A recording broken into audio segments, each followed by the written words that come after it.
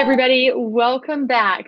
Hope you had a nice break and a chance to meet somebody new, either in networking or in the expo. Big shout out to Tony. Thanks for sharing your insight on distributed leadership in the last session. Now we're on to today's fireside chat, where we're going to deep dive into the future of HR and the evolution of the people function in the post-pandemic. Today, Connor and Jack have recently collaborated on a research report, the Future of HR report, and they're going to be sharing insights from that report today in this session. The Future of HR report drops today. It's brand new. You can find a link to download the full report in this chat panel in just a minute or so. Without further ado, I want to introduce today's speakers. Please help me welcome Connor Forrest. He's a senior research analyst at 451 Research, which is a part of S&P Global Market Intelligence. Welcome, Connor. And we have our moderator today, Jack Mardak. He's the co-founder and my colleague here at Oyster. Thanks for being here, you two. Jack, take it away. Welcome, everyone, to a discussion about the future of human resources. It's clear that the pandemic has acted like a catalyst of transformation in the world of work. Not surprisingly, human resources is at the center of this transformation and must play a new role in bridging the future to the past. We believe that we are, in fact, at the beginning of a renaissance of HR. Even before the pandemic, it was clear that the people function was ready for a top-down reinvention. As I came to think about it more, it seemed appropriate to compare the transformation of HR that is coming in the next decade to the transformation of IT we have just witnessed in the 2010s. Just as IT had to evolve in order to leverage the cloud and create new value from data, so too is HR ready now to evolve and have a bigger seat at the table. We're going to spend the next little while exploring the nature of that evolution. I am incredibly excited to have Connor Forrest with me today as a conversation partner. Connor and I met back at the beginning of the pandemic, and we've been talking about the implications of this unprecedented global event ever since. Connor is an analyst with 451 Research who covers HR technology. Connor, introduce yourself, please. Tell us what your focus is at 451.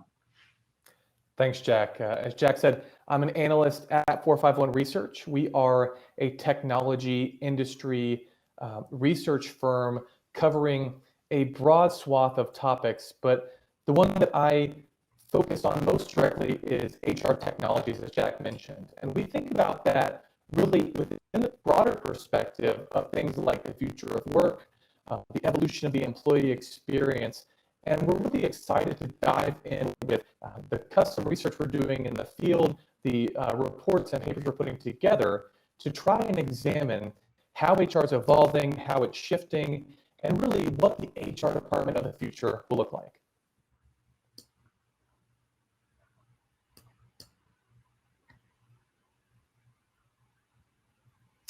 Thanks, Connor. To inform our conversation here today, Connor and I will be referencing a new report, as Maggie mentioned, published by 451 and commissioned by Oyster, the title of which is The Future of HR, Preparing for a New World of Distributed Work. That report has just been published today and will be made available to all participants of Ascent. Connor, let's dive in. The permanent shift to remote work, to some degree, feels like a safe bet at this point. What does the report data tell us about the magnitude of this shift and the drivers?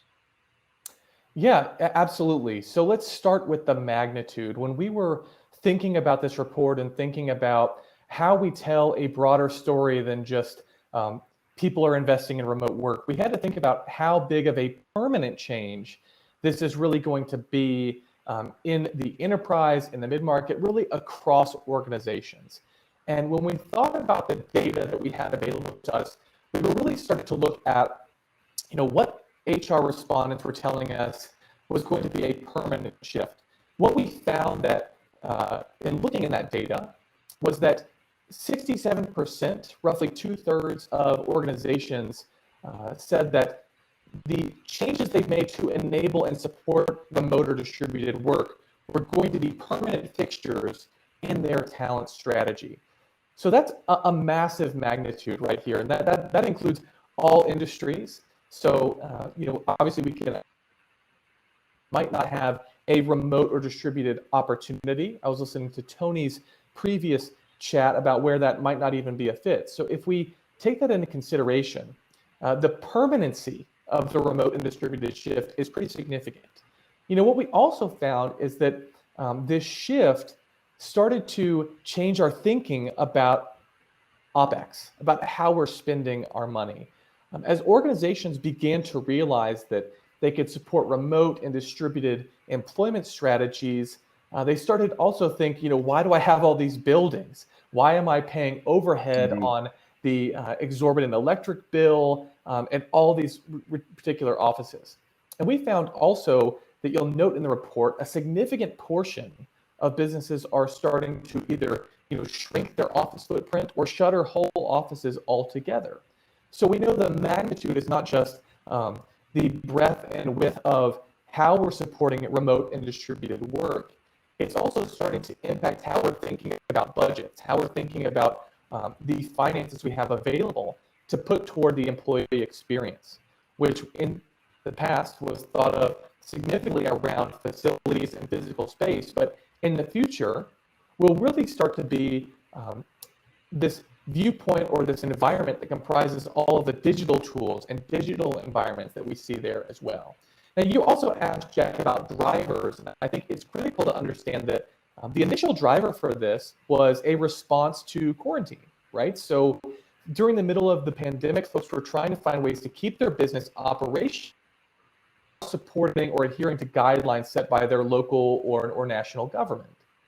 What businesses found, however, is that as we started to see businesses start to open back up or other impacts start to filter in, is that this isn't just a change that can be an adherence to compliance, right? It's not just a change to support what our governments are telling us. It's also a change that has the potential to drive deeper employee engagement. When we asked employees, what's the most positive impact that your organization made in terms of changes it made during 2020 or in response to the pandemic? And far and above, the number one response was this shift to remote or distributed work. We know that's a positive impact on our employees.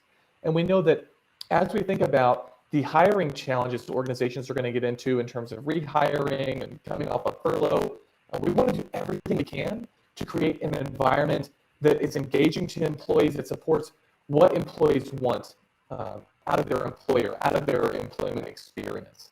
So we see this driver shifting from a response to the pandemic, the quarantine, these kind of pushes we're seeing in the government, to an enabler of net new employment opportunities and of a net new employee experience.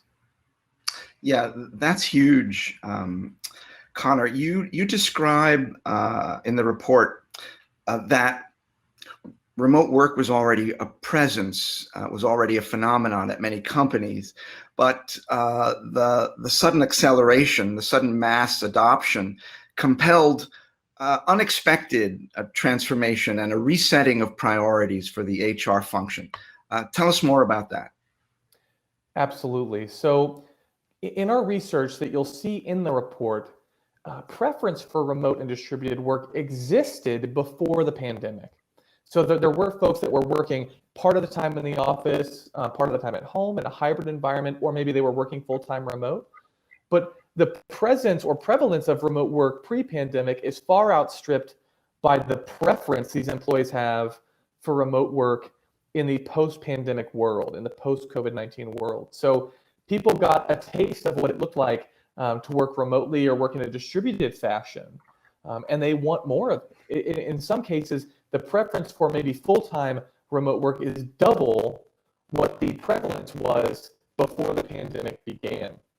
And that really has to reshape HR's priorities, and that remote work is not something they want to enable as an employee benefit. It's not something that maybe they put into place as they start to engage with a new market. It really has to be a tier one priority. It has to really be triaged at the top of the list here, because this high preference, this high demand, this positive impact it has on employees is really clear in our research, and that's reflected in the report. Now, how that changes HR's operational identity is that when you start to enable remote and distributed work at scale, especially distributed work, right, where you might not have a satellite office to return to, you don't have a physical presence you can engage with. There are a significant number of considerations HR has to make as it begins to enable that. We see this primarily with some of the taxation problems.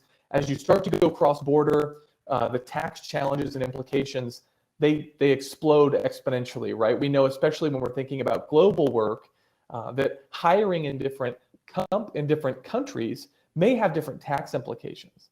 You also have to think about the payroll implications as well. Payroll, we know, is a core identity of HR.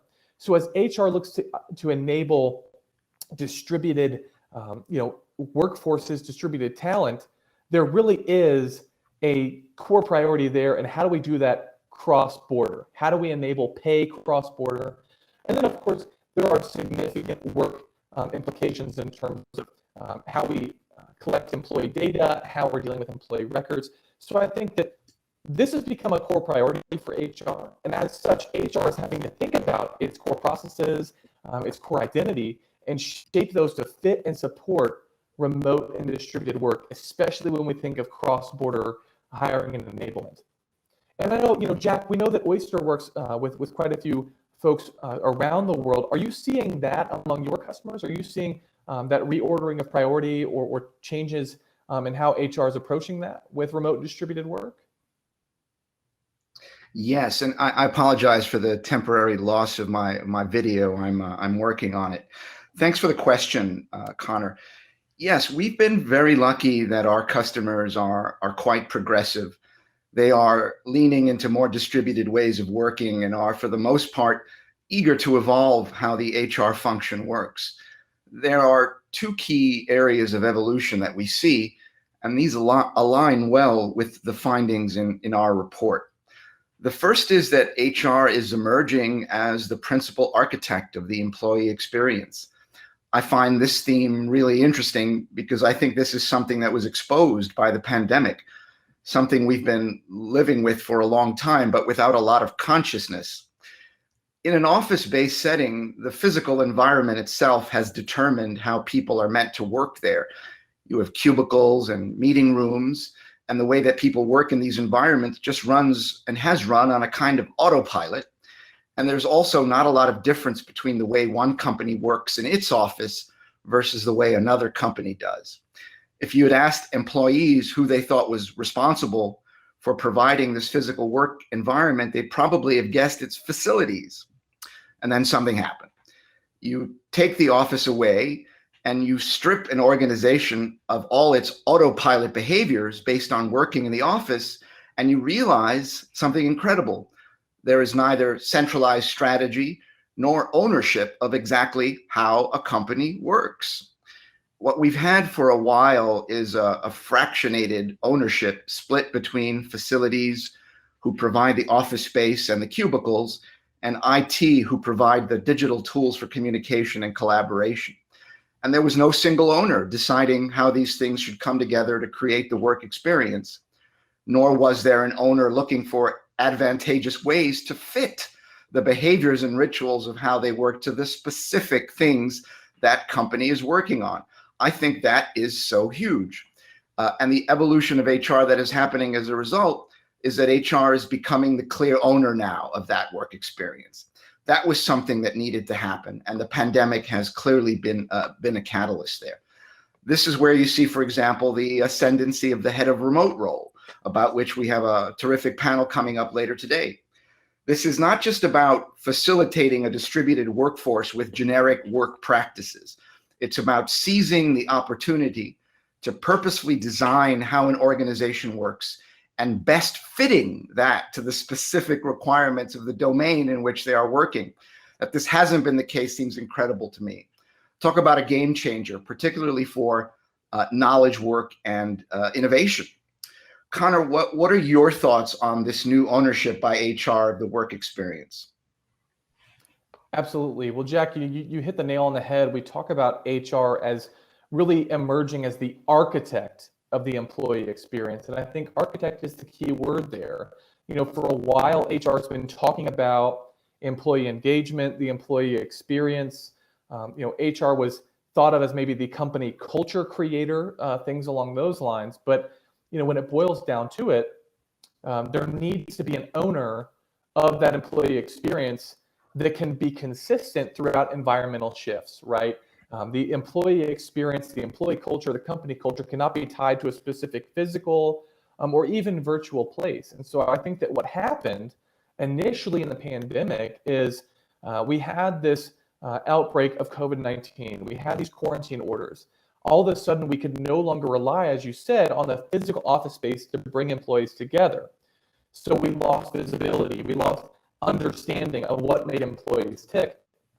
And a lot of the time, at least in our experience, leaders were turning to HR because that is the human resources element of the business to ask them what was going on. Do we have data on this? How do we get this visibility? How do I know that a remote or distributed work environment is not going to impact our productivity? How do we know it's not going to impact our employees' sentiment? Are they going to hate this? Are they going to love it? And I think that is what really catalyzed that shift of HR. We had seen HR really in elements of the business starting to become more strategic, really in how it's changing things like recruitment, employee engagement. We see HR become more data literate over the past few years, but that all really came to a head when we had to operate in a way our business wasn't used to, almost on a dime. And leaders were turning to HR and saying, how do I fix this? Or how do I make the most of this? And that really gave HR the buy-in, the kind of corporate backing to do what it knew it needed to do, which is start exploring the impact of these different work environments, but really champion what we think of as the employee experience. As you mentioned, there were things like facilities were involved with that, IT's involved with that, but in terms of who's owning it, we really saw HR lead that charge. Now, that's not to say HR shouldn't be collaborative. We know from our data that when we asked HR, who are you collaborating with most effectively? My initial thinking was that it would be IT, right, especially, but we saw actually operations and IT went out almost evenly in how much HR is collaborating, with its kind of compatriots there in the business function area.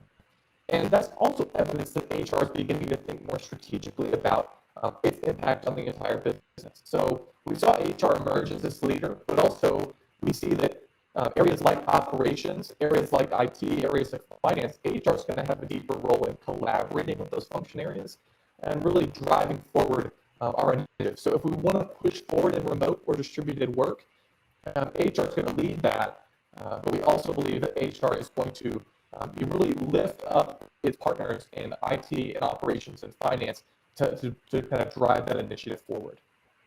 Yes, but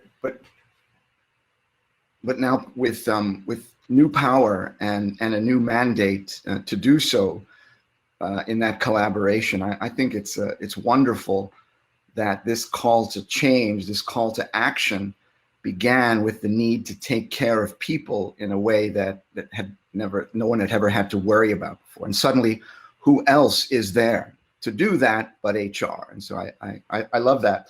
Let me keep answering your question, Connor, about what our customers are saying. So the second big theme we see in the evolution of HR is the transformation of talent acquisition. And there are several important drivers to change there. Natasha Kehemkar captured something deep yesterday during the Global Talent Acquisition panel when she said that talent acquisition must become an expression of the company mission.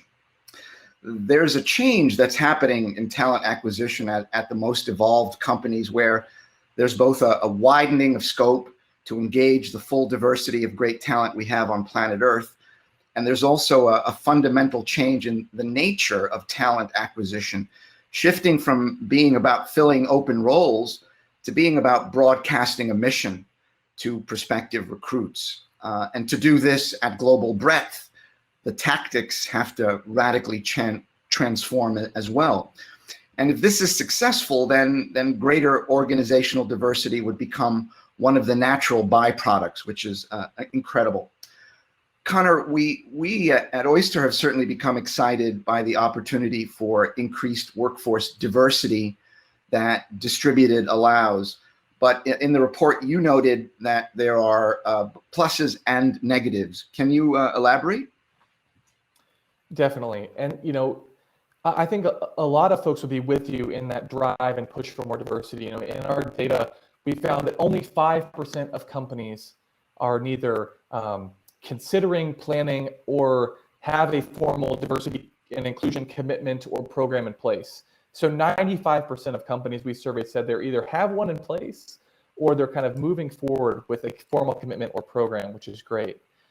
But as we seek to support diversity, equity, and inclusion, we have to think about every change we make to our workforce strategy and make sure that we magnify the positive impacts and mitigate the potential friction points that come up.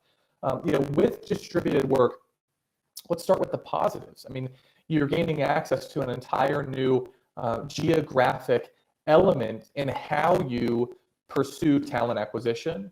That allows you to connect with folks in different cultures, in different countries, folks around the world from you that bring a breadth of diverse experience and really diverse perspectives to your workforce, which we know is kind of one of the driving values of engaging with diversity. Is one, you're making a more equitable environment, but in doing so, you're bringing new perspectives, you're bringing more operational excellence. So distributed helps you do that. It helps you engage with folks that you may not have previously been able to engage with your previous framework of how you pursue talent. And additionally, we have to think about the positive of not just maybe geographic, ethnic and racial diversity, gender identity diversity. We also have to think about lifestyle diversity. Distributed or remote work, allowing folks to work in a place that is connected to them in some way. You're opening up opportunities to folks that maybe have caretaker responsibilities, that maybe want to pursue a professional career, but also be really engaged with home life. And I think that can't be understated because we have data that shows that as a key challenge. A lot of times when folks went home to work with the pandemic, things like schools were closed, things like nursing homes. So that increased the caretaker responsibility in the home, and that remote and distributed work helps us to engage with that work around that. Now, the negatives, or maybe the friction points you really need to watch out for, is the obfuscation, that blurring of your visibility of who comprises your workforce. And I think that as we start to engage with remote distributed work, physically we get fewer eyeballs on who's in our office. We're not having these brief in the moment conversations, so maybe we're not as aware of the perspectives we're losing. So I think that is one key friction point, that as you move to a distributed or remote work environment or strategy, you need to be aware of what visibility you're losing and make sure that you are keeping up with understanding the diversity of your existing workforce, of the workforce you are building and acquiring, and make sure that you're kind of seeking ways to mitigate that loss of visibility. You're increasing that visibility. Understand who's working for you, what are their needs, what are their desires, really what is their overall goal, how do they present themselves? And that will give you a better way to mitigate that as you start to pursue distributed work, so that you can both enable distributed work, but also support broader diversity, equity, and inclusion strategies at the same time. We don't want to pursue one for sake of the other. Right? We can do that in tandem and really support that future of work that we're all kind of dreaming of. That is a great caution, Connor, I think, and a very important sentiment. It does no good to broaden,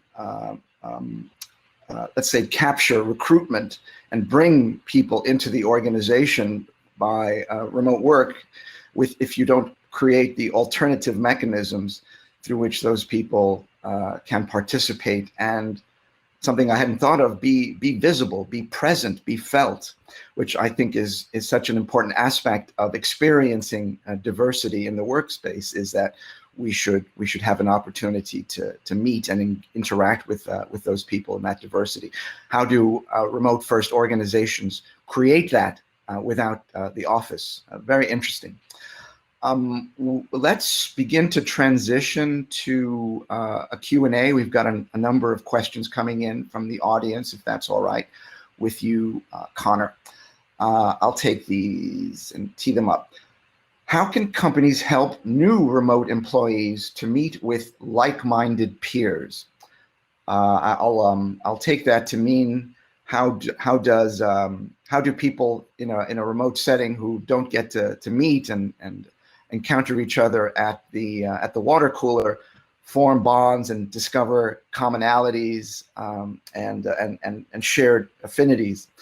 At Oyster, I'm very proud that we create lots of different mechanisms and avenues for folks to communicate and to express themselves and to show personality and difference that have nothing to do with work, right? And so our Slack use is, I think, particularly broad and energetic for that reason, where we have lots of let's call them special interest Slack channels, everything from crypto to favorite movies and TV. I think every weekend there's lots of activity, as folks get ready to spend some time during the weekend consuming Netflix. So I think that is a part of it, but would love to hear your thoughts on that problem, Connor.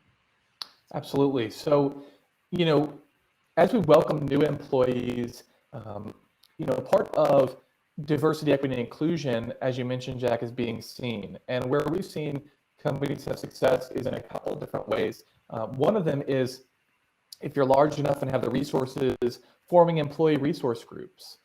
We've seen that even at our organization, resources around identity, resources around your kind of biggest kind of social justice kind of desires, or resources around what volunteer work you've done in the past. And really not only creating these spaces, but incentivizing employees to engage with others as a way to build relationships, but also as a way to kind of build diversity of thought, as a way to build leadership, skills, a way to build soft skills, engaging with their colleagues that may share the same view, the same identity, might have some of the same experiences as them. And then what we found is that in those spaces, what I define as a same experience might have a lot of overlap, but there might also be some area that is not directly overlap. So you get exposure to maybe new angles through which we approach maybe the social problems we're interested in, or new ways, maybe the community involvement we have is maybe slightly different, and that allows us to also grow our diversity of thought as well. Another thing that we've seen is really thinking about it from a perspective of work-life balance. So being adamant that you carve out time in your day, as you mentioned, Jack, where work is not the center of maybe a discussion. We have done virtual water coolers on Fridays, where if you have that time free, jump in. There's no driven conversation. You just connect with colleagues and say how's it going, see how they're doing, how's their family. As you mentioned, what Netflix shows are they watching? So that's another area we've seen do really well. And then also, I think that mentorship is going to be key to this as well, because you can have these conversations that happen in groups that are valuable and beyond your manager one-on-one.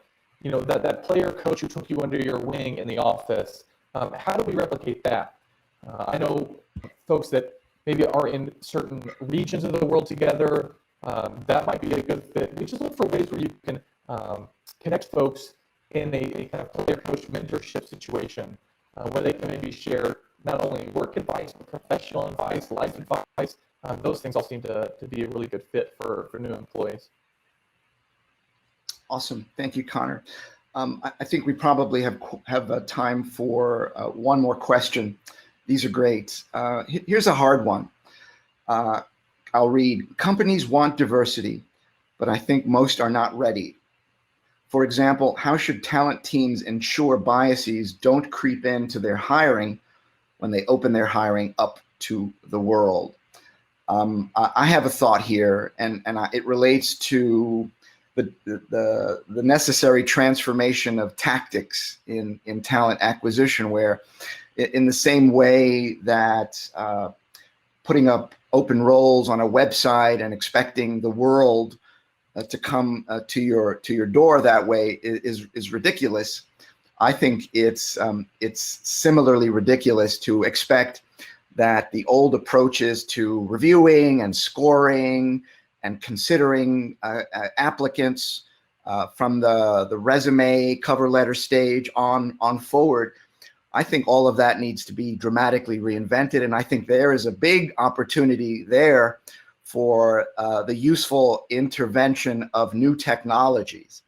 Now, I know this is something that you've spent some time thinking about it. So what do you think that transformation of tactics looks like in recruitment, in the assessment, in the evaluation of candidates, with a couple of aims? So functional feasibility, I think it's one aim. One of the things that I think was broken about recruitment is that it couldn't scale in the way that it was working before. Another aim is the removal of bias, as the asker of this question wants to know. What are your thoughts? Yeah, absolutely. It's a hard question. It is a hard thing to put into practice in a way that is, as you mentioned, Jack, both feasible, but also accomplishes the goals that we want to set for our business while also driving operational excellence, right? And I think that we've seen this kind of play out anecdotally and in our data in a few different ways. I think that as we start to think about functional feasibility, you have to start by identifying the goals you have in recruitment. Maybe those goals are identification of skills, maybe it's identification of experience. What is your goal in widening your workforce? Is it to fill in gaps? Is it to double down on specific types of roles? And I think that is really the starting point you want to build out there is really what is our goal for hiring? But as you go into hiring, the big challenge, the big disconnect is that we've seen is top of the funnel, where you get applications that fit all the right needs, and then bottom of the funnel. Who are you evaluating? Who are you bringing in for discussion? And so I think that for starters, when we talk about biases, we have to examine biases in two things, right? We have to start with our human employees. So who is in charge of our TA strategy? And are there diverse voices represented there? Because someone who is maybe has different experiences, different identities, different background than myself might understand bias present in language that I didn't pick up on, that maybe bias present in language around a job posting that might deter some candidates. So we want to start with the bias of the people that are shaping the process, shaping the strategy. Then we also want to look at the bias in the technology. It's been well documented that certain types of intelligence AI app applied to recruitment will carry over biases of those that maybe built out the algorithm. Yes. So we need to be aware of that. How much are we relying on that to do the hard work of diversity versus taking that on ourselves? I say, don't be scared to kind of roll up your sleeves and dive in as a human. Make sure you're gut checking the work that the artificial intelligence is doing on your behalf. That's not to say we shouldn't rely on technology, but think about it as a complement, not something that's going to replace what you're doing. We get into human resources for the human element you mentioned, Jack, right? And this is all about addressing the humanity of an individual.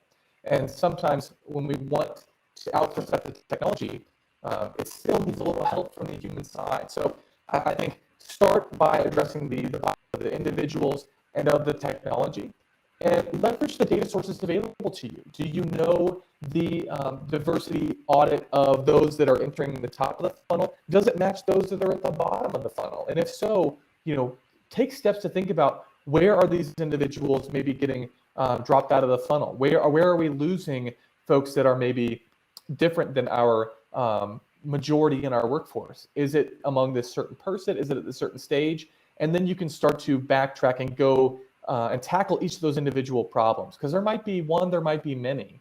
But I think that's where I would kind of start. I know it's a difficult problem, and kudos to anyone who's taking it on, for sure. It is. Great comments, Connor, to be sure, and great question. It is unfortunately time for us to conclude. Connor, this has been amazing. I thoroughly enjoyed our conversation. For the listeners, if you haven't availed yourself yet of the Future of HR report, it is available within the event experience and will be made available to attendees otherwise soon after.